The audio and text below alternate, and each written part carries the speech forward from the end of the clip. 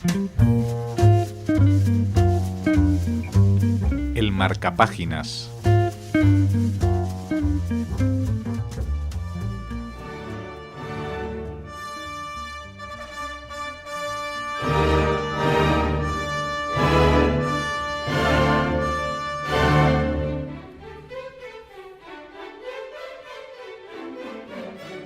El marcapáginas de hoy es muy especial por el libro que les presentamos y también por la persona que nos lo da a conocer. Alicia Perris, hola. Hola, buenas tardes. Otra vez, Raquel. En este caso en el marcapáginas que no sé si habías visitado. Yo creo que una vez, pero la verdad es que no recuerdo. Tengo amnesia estival. Alicia, este libro te ha llamado la atención por su literatura, pero me atrevo a adivinar que más por los personajes que retrata, ¿no? Sí, los protagonistas son fantásticos, ideales. Una es Ana Gorenko, que realmente es conocida como Ana Akhmatova, una poetisa, una escritora que había nacido en junio de 1889 en Odessa y era hija de una noble familia de origen tártaro. Ella no es judía, se supone, pero sí su corresponsal amoroso, que es Amedeo Modigliani, del que hemos tanto hablado y con el que nos permite soñar de tarde en tarde, ¿no? La infancia de esta Ana no fue, bueno, creo que ni la infancia ni el resto de la vida, salvo determinados intervalos, no fue muy feliz. Sus padres se separaron en 1905, ella comenzó a escribir poesía con 11 años y su padre no consideraba que este fuera un métier muy respetable. Por esto es que adopta el Akhmatova como seudónimo que provenía de su bisabuela tártara, ¿no? En 1910-1912 viajó a Italia y Francia visitando París 2 veces y aquí es cuando conoce a Amedeo Modigliani, quien influiría en su perspectiva. Creo que esto es muy corto. Es un eufemismo. Sí, es muy corto como definición. Más tarde Akhmatova, que tuvo una vida muy complicada. No sé si los 3 matrimonios tenían que ver con la complicación de su vida, y tampoco quiero parecer frívola, pero no quiero hacer aquí un drama de las dificultades que tuvo Akhmatova, pero creo que habría buenas copas de vino añejo en su vida también, ¿no? Y además debía ser una señora de bandera muy cortejada, muy querida, y eso siempre imprime carácter y está muy bien, porque nos han fabricado un poco así, y es muy difícil, sobre todo en la época de Akhmatova, y con lo que le tocó pasar, pues vivir al margen del tiempo y del espacio, ¿no? Ella se casa con Shileiko de segunda vez, con el historiador de arte Punin. Estuvo Boris Pasternak profundamente enamorado de ella. Tiene la Revolución Rusa, hay problemas, y su primer marido, Nikolai Gumilyov, con el que tiene su único hijo, fue acusado de conspiración y fusilado en 1921. Su hijo también va a ser arrestado y deportado a Siberia. Parece una mala película de aquellos tiempos terribles, y su último marido moriría de agotamiento en un campo de concentración en 1938. Akhmatova no es judía, pero podría haberlo sido perfectamente, digo, por el perfil. Por su peripecia vital. Por su peripecia vital y por los hombres que la amaron. También. Y los poemas de Ana se prohibieron, además. No solo se atentaba contra la persona física, sino también con todo lo que pudiera ser su constelación, su legado, lo que podían proyectar. Fue acusada de traición, deportada. Luego llegaron los nazis, que era ya para qué queríamos más. Tradujo a Leopardi, a Pushkin, y ella pensaba, ¿cómo voy a ser yo Pushkin siendo una mujer en estos tiempos, ¿no?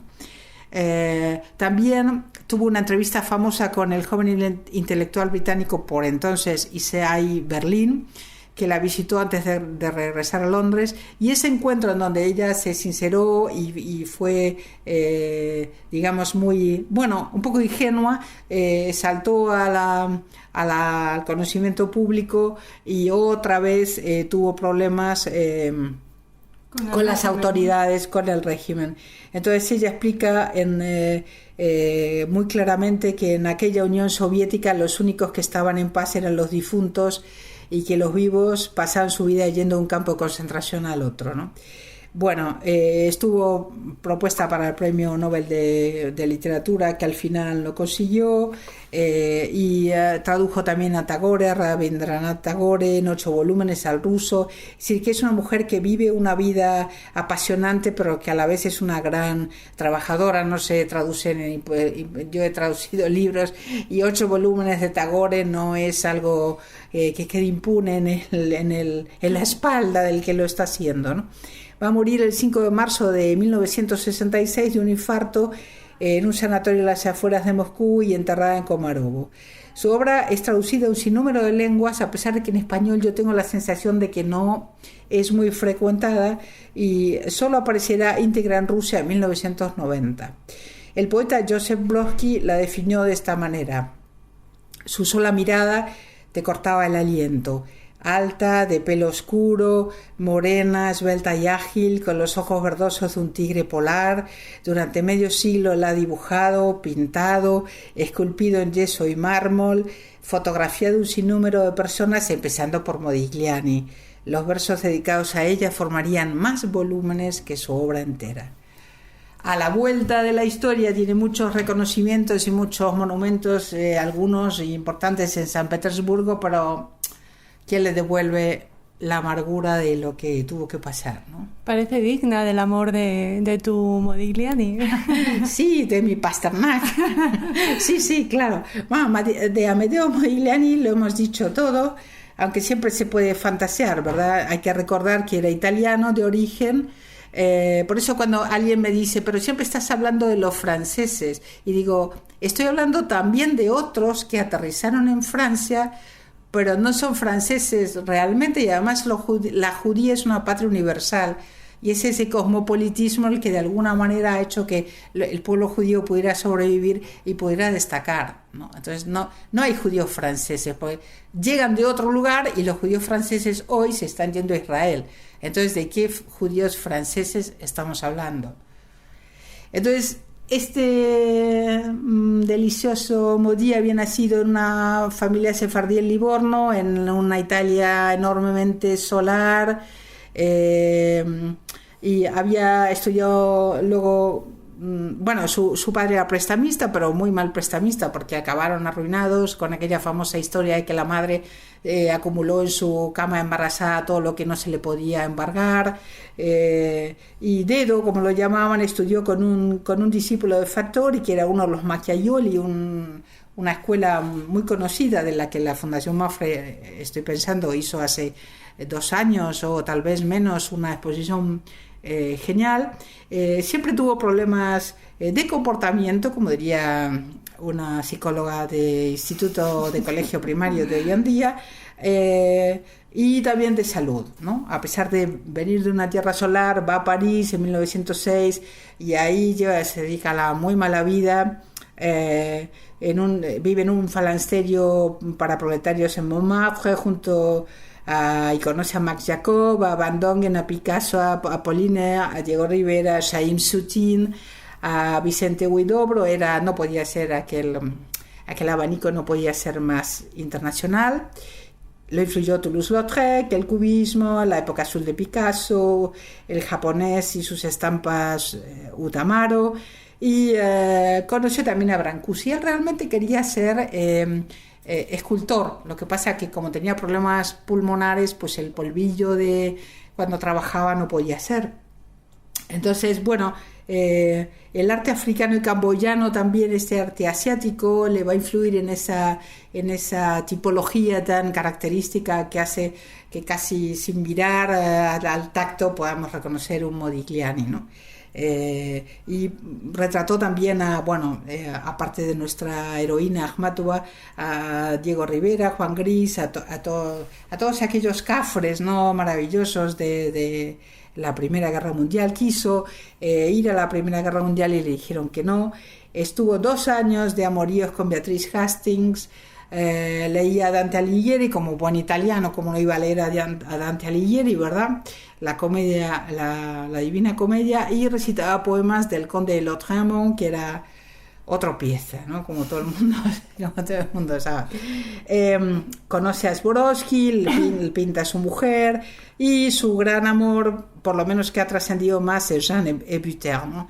Esta mujer que se va a suicidar embarazada a punto de tener a su segundo hijo, solo va a tener a una hija, y va a ir a Niza, cómo no, con Jeanne Hébuterne, buscando la luz del sur, su luz del sur, porque su Mediterráneo. Finalmente Niza era Nizza, era Italia en tiempos antes de que Napoleón III se la quedara, ¿no?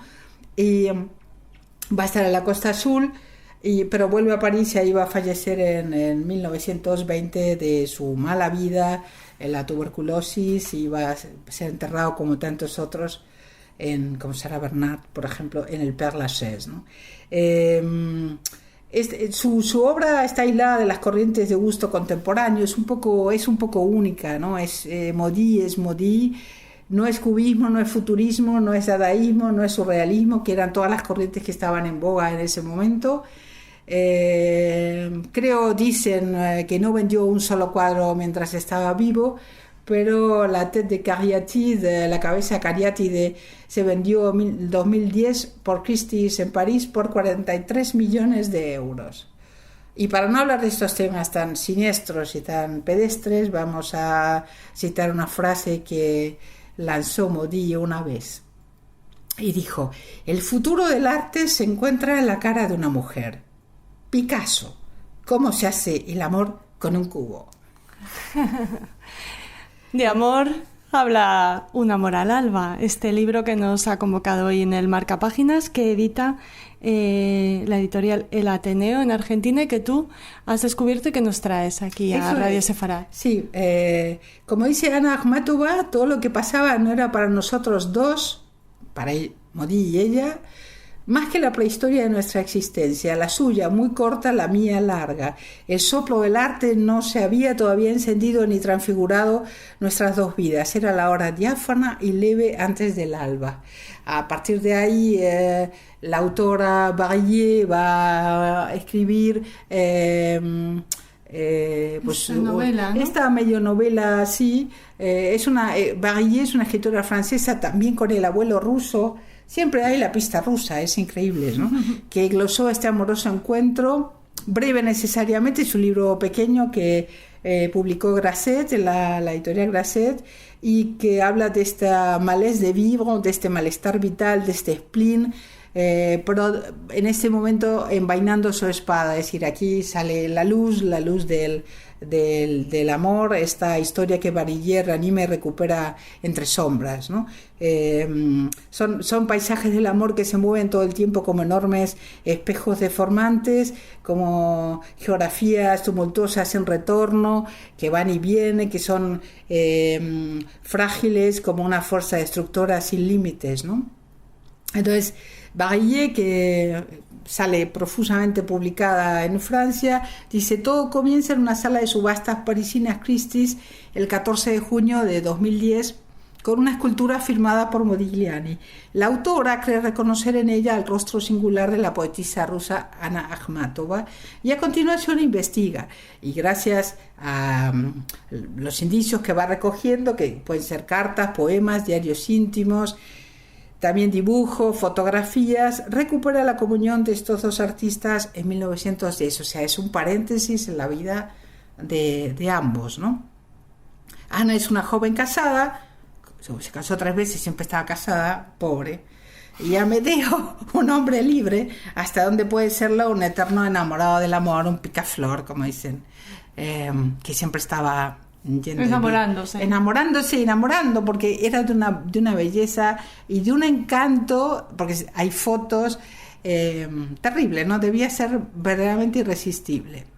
Entonces Elisabeth Barillet nos ofrece la resurrección de estas dos figuras en el despertar de su destino. Eran jóvenes, aunque ya venían creando hacía tiempo, se aman en un francés torpe, que sería aquello, el italiano, el francés italianizante de Maudit con el ruso. Bueno, en Rusia había una tradición de francés muy importante. Las élites hablaban francés, o sea, que yo creo que peor Maudit, ¿no? Con el francés. Y es la unión del Montparnasse en los comienzos del cubismo con los poetas dandis de la Torre de Ivanov en San Petersburgo, ¿no? Hay un periodista francés que se llama Bernard Pivot, muy conocido, que escribió en el periódico El Domingo del 2014. La escritura de Elisabeth Barrier es una maravilla, por momentos realista, a veces romántica, febril y rápida, como el amor de estos dos, seguramente, de gran intensidad. Vivieron lo mejor del amor, porque dicen que el apasionamiento dura pues ese tiempo, a lo mejor un poco menos, ¿no? Pero tratándose de estos personajes. Y Dominique Bonnat, en la versión fémina, dice: es un libro de la memoria que se escribe bajo nuestros ojos.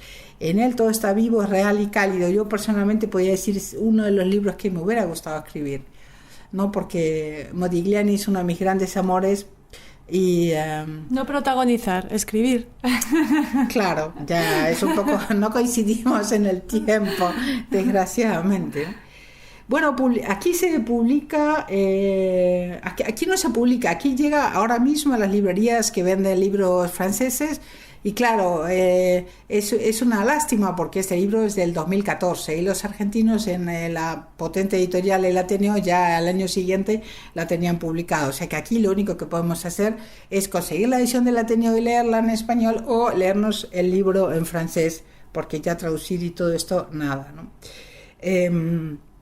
Pues este judío italiano tuberculoso fue un artista, como todo el mundo sabe, sin condiciones ni condicionamientos, que siempre vive en la miseria, es el Quijote de todos los malditismos, ¿no? Pero de una virilidad apabullante y convulsa, ¿no? Y el erudito de un grupo de artistas era un inspirador. Y en la Rotonde, cervecería de moda frecuentada por los que son reconocidos y los principiantes, circula incluso Lenin, otro punto de encuentro de alguna manera con la Akhmatova, ¿no? ¿Aparece en un amor al alba? No, a quien tal vez Amedeo haya ofrecido sus dibujos. Bueno, es otra fantasmagoría, ¿no?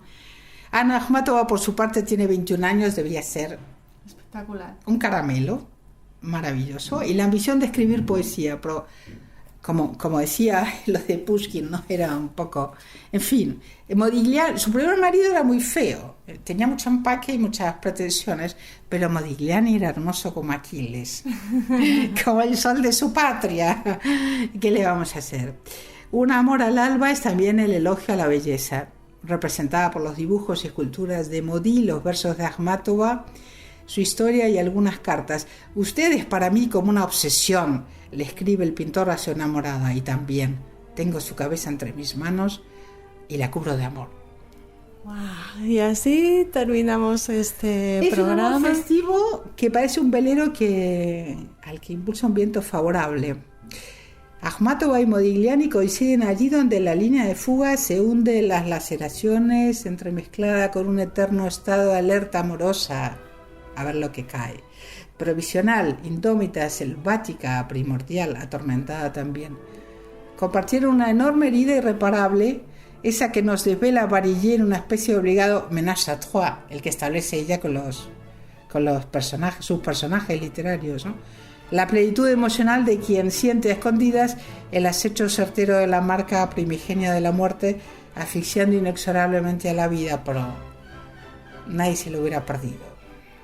Así acabamos esta entrevista, que acaba Ahora y sí. no como el amor de Modigliani y la poeta rusa, que fue su amor y su musa. Hasta la próxima y gracias.